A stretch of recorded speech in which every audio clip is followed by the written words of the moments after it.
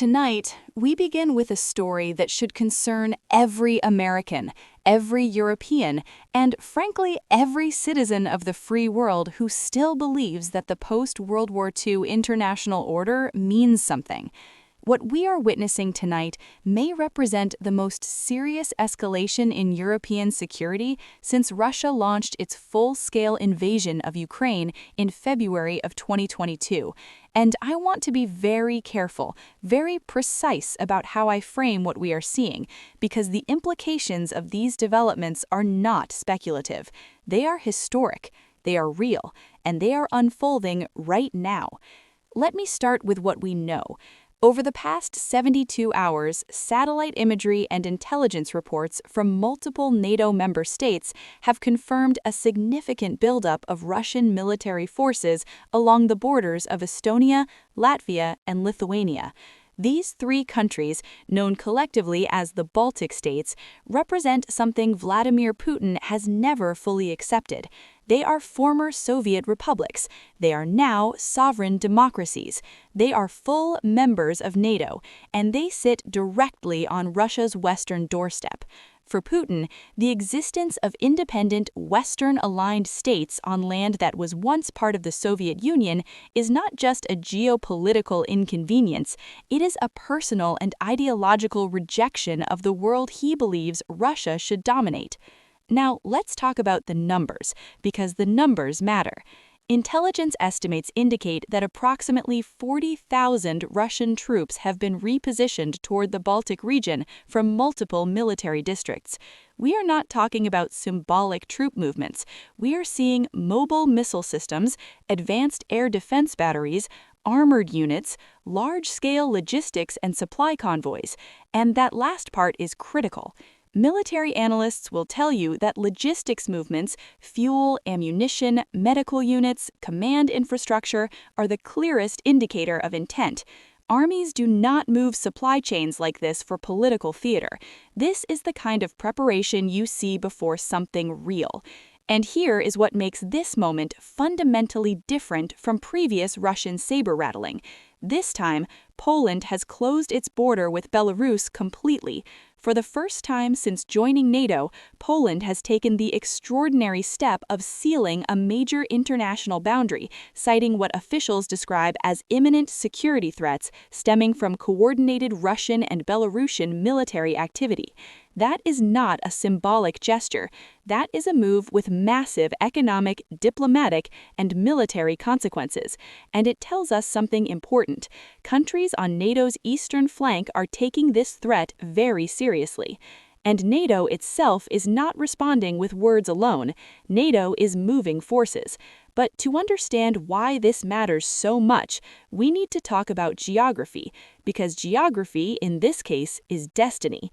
The Baltic states have always been the most vulnerable members of the NATO alliance. Look at a map. Estonia, Latvia, and Lithuania are geographically isolated from the rest of NATO.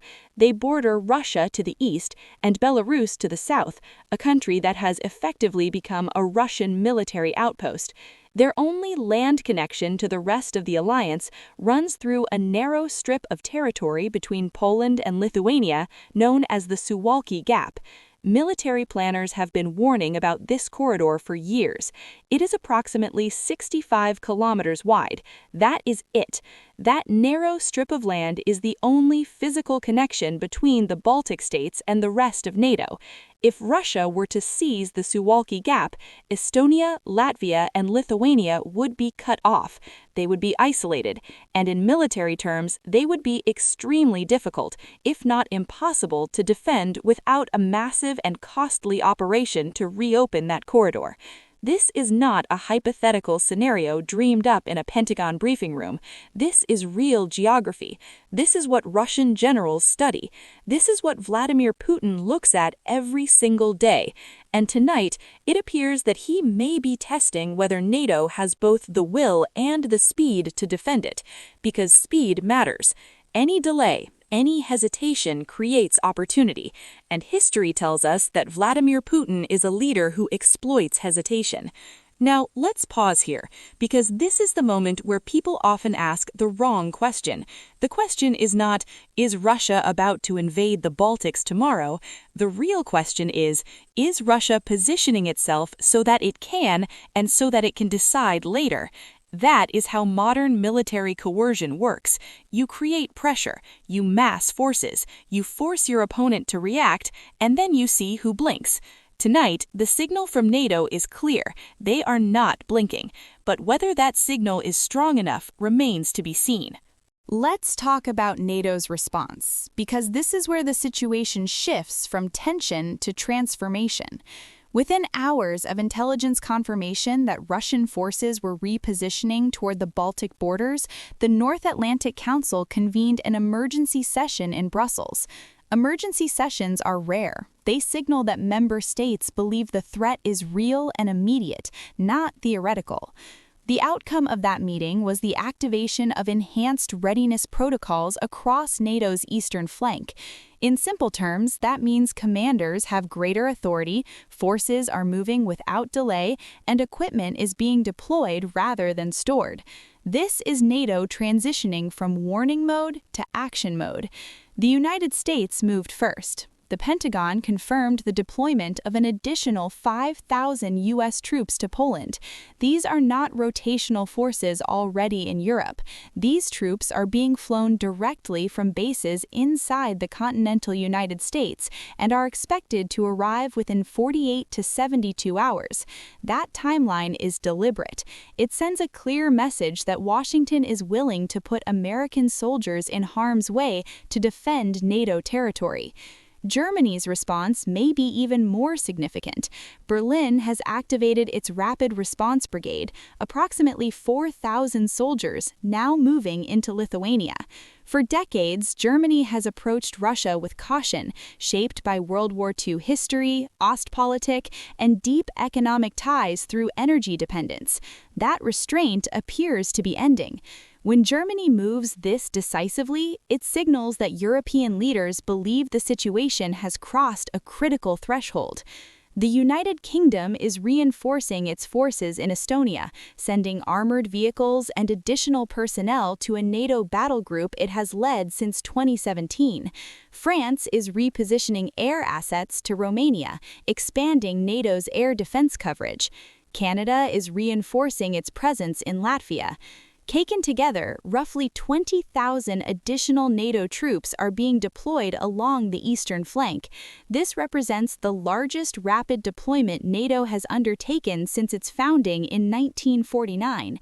This buildup is not about launching an offensive, it is about deterrence. NATO's goal is to remove ambiguity from Moscow's calculations.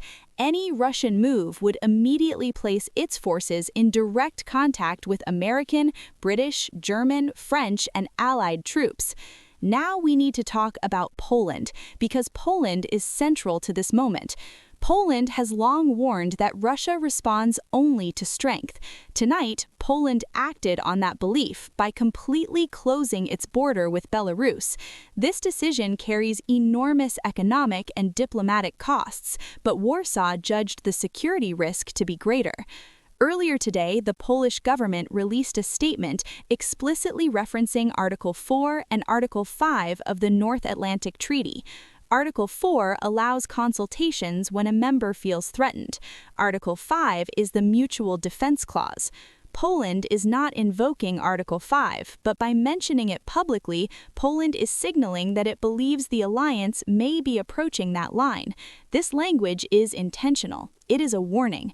So why now? Why is Vladimir Putin doing this at this moment? Analysts generally point to four possibilities. The first is distraction. The war in Ukraine has not delivered the victory Russia expected. Casualties are high, resources are strained, and domestic pressure exists beneath the surface. Creating a new crisis in the Baltics may divert attention. The second is testing. Putin has a long history of probing Western resolve, from Georgia in 2008 to Crimea in 2014. Each time, limited responses reinforced the belief that aggression carries manageable costs. This may be another test. The third is opportunism. The United States is in an election cycle. European politics are fragmented. Economic pressures dominate public debate.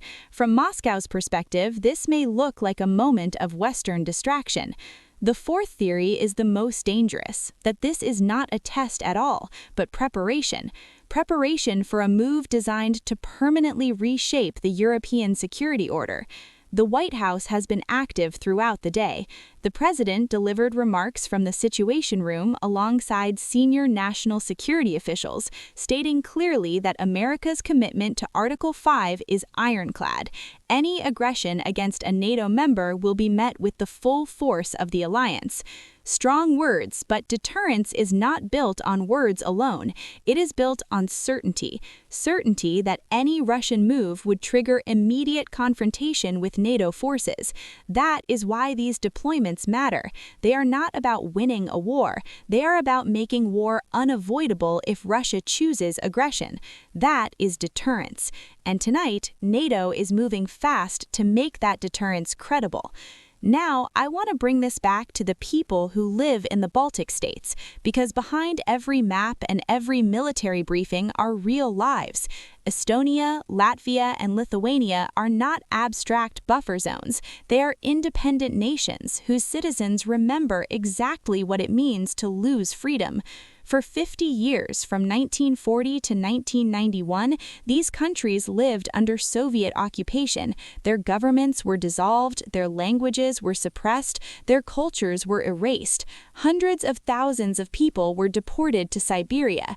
Entire generations grew up knowing that speaking freely carried consequences. When the Soviet Union collapsed, these nations did not hesitate. They reclaimed independence. They rebuilt democratic institutions. They reformed their economies. They aligned with the West because they believed its promises. They joined NATO because they believed Article 5 was real. Tonight, that belief is being tested. In Tallinn, families are quietly discussing emergency plans. Elderly citizens who remember Soviet rule are watching Russian troop movements and feeling a fear they thought was long gone. In Riga, young people who have known only freedom are realizing that independence is not guaranteed by history alone. In Vilnius, officials are working through the night, coordinating with NATO commanders, reviewing defense scenarios, making decisions that could define their nation's future. These countries are small, but they are not weak, and they are not asking NATO to fight their war. They are asking NATO to keep its word. Now we have to confront a difficult truth. We do not know Vladimir Putin's final intentions. We do not know if this buildup is a bluff, a pressure tactic, or a probe. We do not know whether it is the opening phase of something much larger. What we do know is his record. Georgia in 2008, Crimea in 2014, Eastern Ukraine, and then the full-scale invasion of Ukraine in 2022. In each case, military force was used to achieve political objectives. In each case, hesitation from the West reinforced the belief that aggression pays. History teaches a consistent lesson. Dictators who are appeased do not stop. They advance. They test limits. They push until they are confronted with firm resistance. Tonight, NATO is attempting to provide that resistance. The deployments we are seeing are not about escalation for its own sake. They are about clarity. They are about removing doubt from Moscow's calculations. They are about making one fact unavoidable. Any attack on the Baltic States would mean immediate war with the entire NATO alliance. That is deterrence in its purest form. You prevent war not by hoping for peace, but by making the cost of aggression unbearable. We are living through a moment that future historians will analyze closely.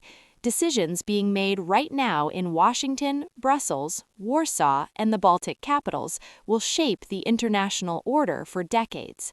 If NATO stands united, if deterrence holds, Europe may avoid its most dangerous crisis since the Cold War. If unity cracks, the message to authoritarian leaders everywhere will be clear. Borders can be changed by force, and power overrides law. I do not know which path we are on. None of us do. But we do know that the coming days matter. They will tell us whether the rules that have governed the world since 1945 still hold, or whether we are entering a far darker era. We will continue to monitor developments from Washington, Brussels, Warsaw, and the Baltic capitals. We will bring you updates as soon as they happen. For now, that is our program for this evening. If you found this analysis valuable, if you believe serious journalism still matters, please subscribe to the channel, turn on notifications, and share this video. Your support allows us to continue this work.